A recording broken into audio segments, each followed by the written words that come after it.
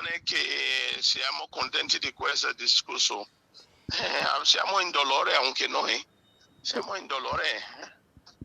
Scusa. La voce è quella del padre di Ade Mecklin-Spoal, 19 anni in carcere insieme ad Angelo Riccardo Zuna, 18 anni, e al ragazzino di 15 che era con loro, sul quale pendono le accuse più gravi, tutti a vario titolo indagati per la morte di Francesco Favaretto, deceduto dopo 10 giorni dall'aggressione brutale di via Castelmenardo. Il negozio Africa Store di Villorba, gestito dall'uomo in cui Ade sarebbe cresciuto, non ha più aperto. Dal giorno proprio che non ho comunicato, noi usciamo più di casa e forte. Prendo 21 pastiglie al giorno, 4 punture al giorno.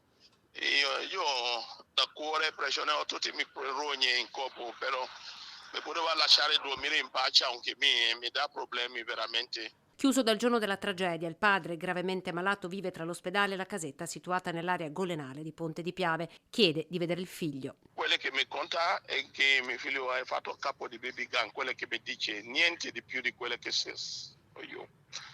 Invece altri genitori vanno a trovare suoi figli là. Magari che sento di lui cosa è successo.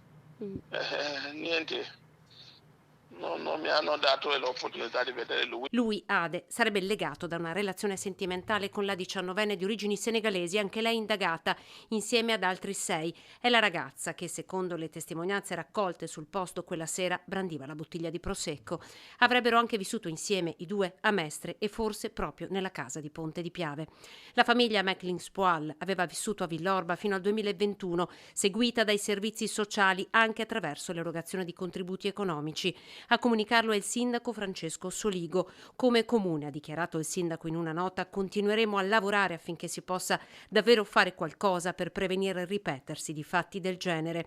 Paola Roma, sindaco di Ponte di Piave, ricorda il progetto Ti ascolto. Proprio per consentire di arrivare ed agganciare dei ragazzi che si trovano in situazioni di difficoltà.